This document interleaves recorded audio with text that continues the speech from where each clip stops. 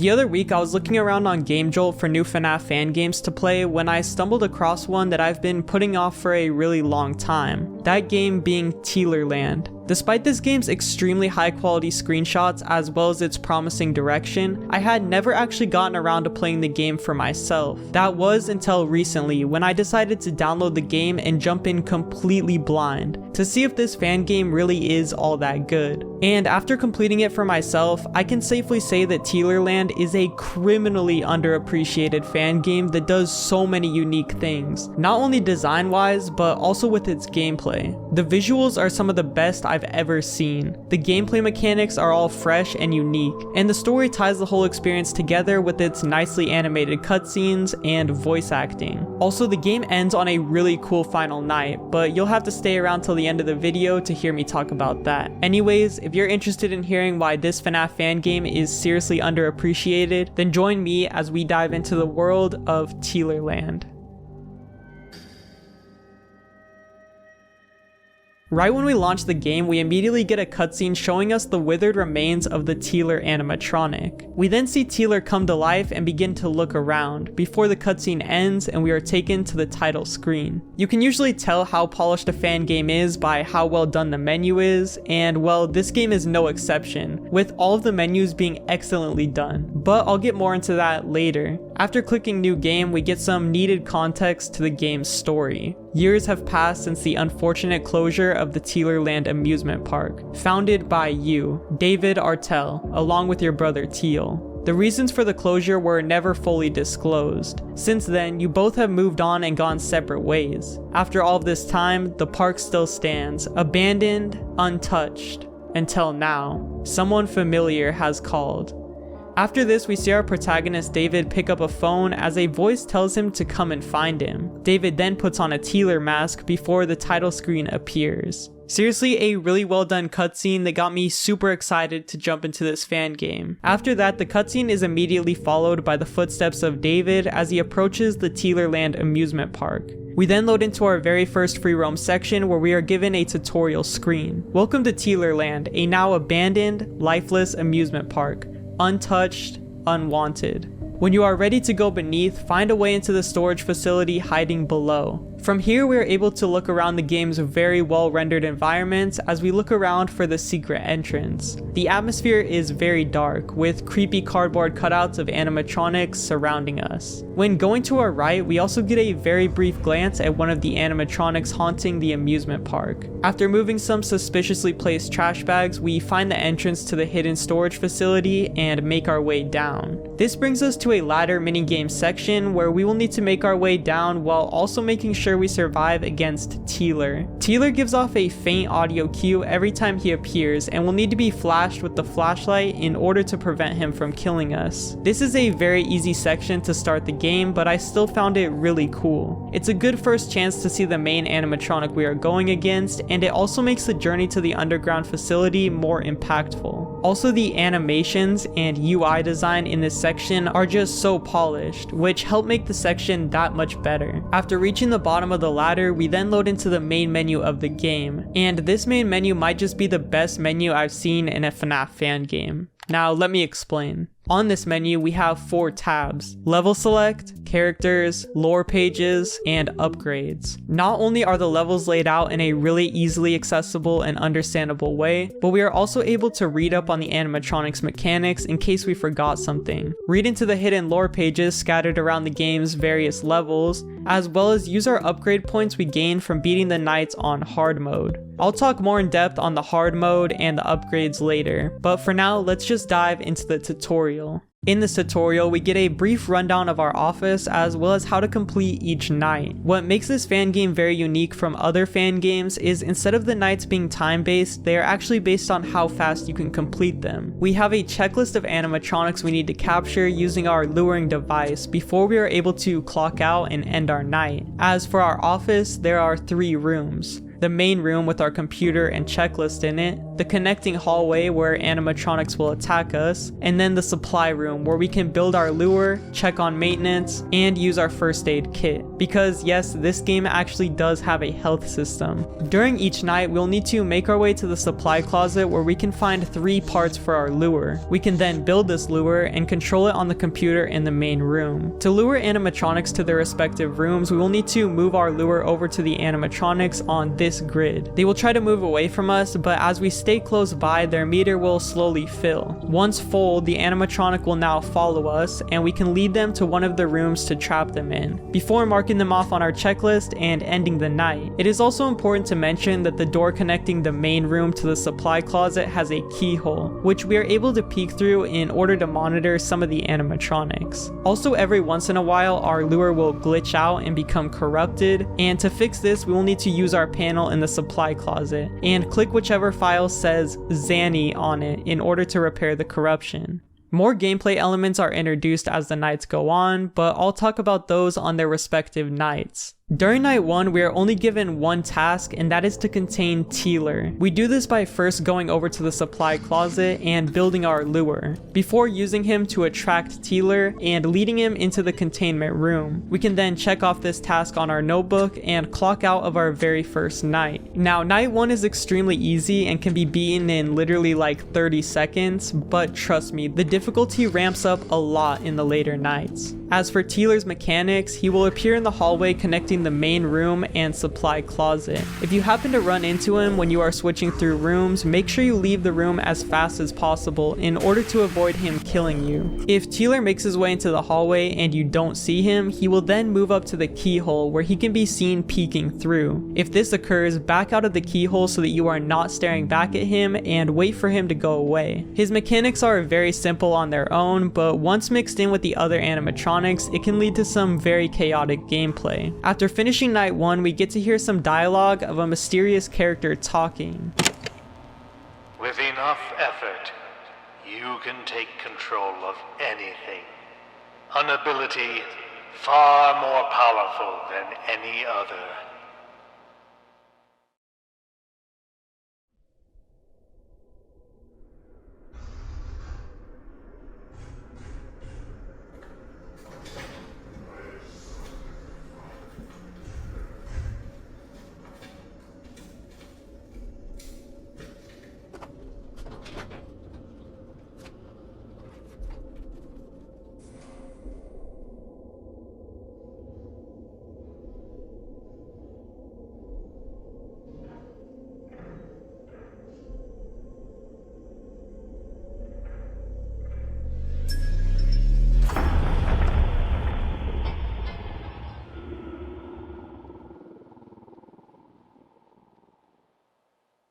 After this, we have the choice of either moving on to night 2 or playing night 1's hard mode. Also, by the way, I know they are hours and not nights, but I'm just gonna call them nights for simplicity. Anyways, beating one of these hard mode nights rewards us with 2 upgrade points, which can be spent in the upgrade shop on things such as increased range during the lure sections or more visibility, which were extremely helpful during my playthroughs. As for what actually changes for the hard mode nights, not much. The screen now has a darker red tint to it, which makes it a little harder to see. The computer now requires a password every time we want to use it, slowing us down a lot. And the night also has more aggressive AI. Although for night 1, which has such little threats in the first place, even hard mode is still a cakewalk. What I love so much about this game though is thanks to its non-time based gameplay, it is a lot more replayable than the typical FNAF fan game, because you are able to finish the nights in 30 seconds to a minute if you know what you are doing, which makes you a lot more willing to go back in on these hard mode challenges and give them a shot. Night 2 introduces us to 2 new animatronics, those being Willow and Frill. Willow is an ambient threat, meaning that she is not one that needs to be lured away like Tealer. Willow will every once in a while appear in the hallway, letting out a laugh whenever she does. When this occurs, we will have a limited amount of time to make our way into the hallway and stare at Willow directly to get her to go away. Failing to do this quick enough or leaving when we are in the room with her will result in us being jump scared.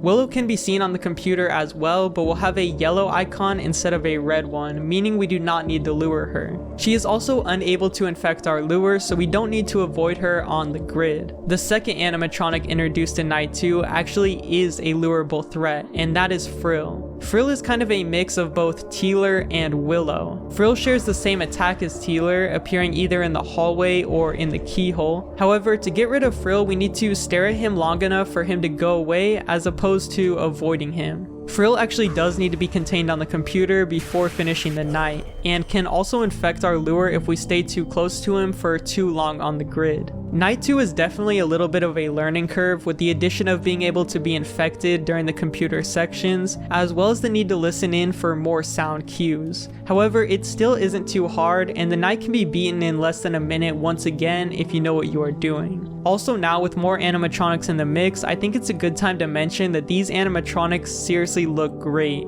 Not only are their designs very unique and really creepy, but the animations they do whenever you come face to face with them in the hallway or in the keyhole are seriously so well done. Also, the jump scares are just as well made. I mean, seriously, these are some of the best I've ever seen. Speaking of jump scares, some of the animatronics don't actually kill you in one hit and will actually leave you with a little bit of health left to spare. When this occurs, we are able to make our way to the supply closet and use the med kit to heal, which may sound too easy, but on the later nights, it's actually really hard to make it to the supply closet safely, especially when your vision and hearing are severely limited. After finishing Night 2, we once again get a short little cutscene. His machines have far greater potential than what they were made for, sitting in this facility, rotting away. I will put them back together.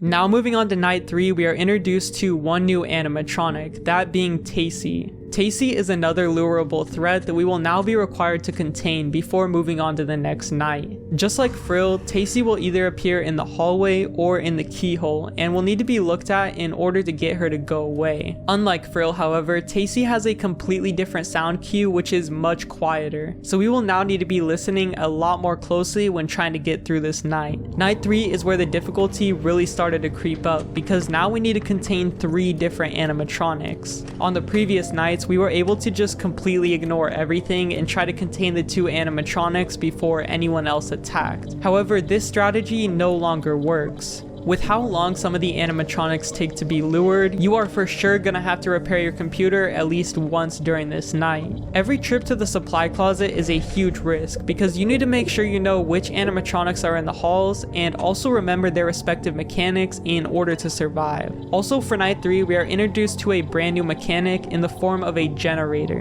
Basically, the facility's power now has a meter which can be seen in the top left. The meter runs down rather fast, however, unlike typical FNAF fan game power, we actually are able to get some back. We can do this by collecting a gas can with our lure animatronic on the computer and bringing it to this generator. This can be pretty time consuming, especially on the later nights where every second is important, but regardless, it has to be done, as failing to do so will cause this to happen.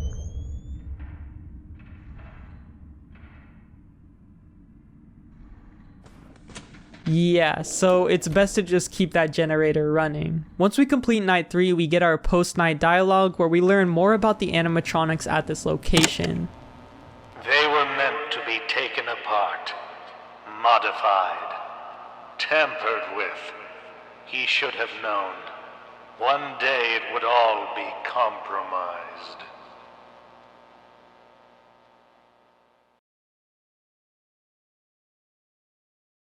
Night 4 brings in the last 2 animatronics the game has up until the final boss on Night 6. These 2 animatronics being Mischievous and the Doll. Mischievous, much like Willow, is another ambient animatronic, meaning we don't need to contain him to get through the night. Mischievous will appear in the hallway every once in a while and will announce his presence through a music box which will play. We need to make sure we don't go into the hallway while he's there, which isn't too hard, as the music box is one of the loudest sound cues in the entire game. While Mischievous is in the hallway though, he will place down the other character, the Doll, in one of of two places, either the supply closet or our main office. So after Mischievous makes his departure, we will need to be on the lookout for this doll, and make sure to click on him fast enough, as failing to do so will get us jump scared, resulting in our character beginning to bleed out. This mechanic is actually pretty tricky, as when you're dealing with all the other stressful mechanics, it can be easy at times to forget this character even exists, and you'll find yourself randomly getting jump scared by the doll at the least expected times. This was definitely the hardest night for me, as the learning curve of balancing every single character while also trying to contain all three animatronics had me stressing so badly. This was also the first night where I wasn't able to beat the hard mode version, so that should say something about its difficulty. After night 4 is over, we get some very short dialogue once again. One more step until the plan is complete. The clock is ticking. For night 5, like I said, there's no new animatronics added, so instead this night serves as a final test of your abilities. All of the animatronics AI is ramped up really high, making this the most chaotic night of the game for sure. I actually struggled on this one quite a bit before I got a really lucky run and managed to lure all of the animatronics without even checking the hallway. After finishing night 5, we hear our last piece of dialogue before moving on to night 6.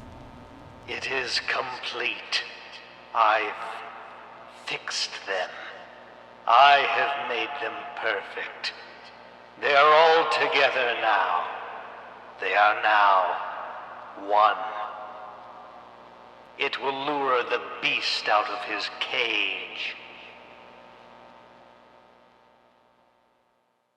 Surprisingly similar to the final night of Juniors, now all of the animatronics have combined into one, the deterrent, and it is our job to stop this animatronic to get through the night. For this night, we are actually in a new location, which is this sort of cave area. In front of us are two entrances, one on the right and one on the left, both of which we can flash with our flashlight. Behind us is a computer screen where we are able to open 4 doors as well as charge 4 generators. When charging a generator, our screen will go black and we will become vulnerable to the deterrent, so we will need to make sure we are listening for any sound cues. Upon hearing that the deterrent is attacking, we need to turn around and shine our light on them to get them to go away. When a generator is charged to 100, it will actually explode, damaging the deterrent. So to get through night 6, we need to charge the generator up almost to full, open the door and lead the deterrent in, and then charge the generator to max to blow up the animatronic. We then need to do this 4 times while also trying our best to survive. Also in the mix is a ghost version of Tealer, I'm pretty sure, who will every once in a while appear in either of the rooms to distract us. When we see him, all we need to do is quickly turn in the other direction to get rid of him, as failing to do so causes him to put this very disorienting effect on our screen. Just like the previous nights, this night is also riddled with amazing looking animations of the characters walking around, and a really well done jump scare. After we actually blow up all 4 generators and destroy the deterrent, we are then set to walk free, and we get to see the ending of the game.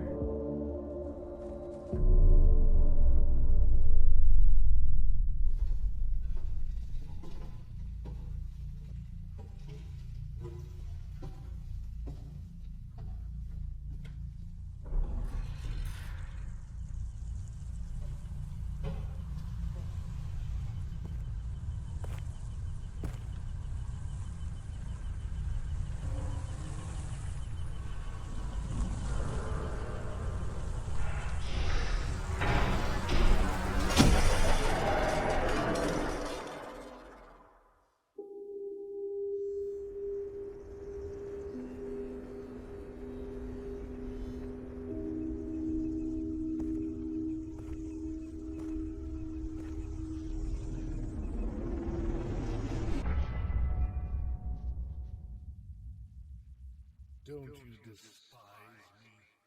Don't you want me gone? For all the times I tried to fix your wrongdoings, I have already lost. So go ahead, David. Free me from this place.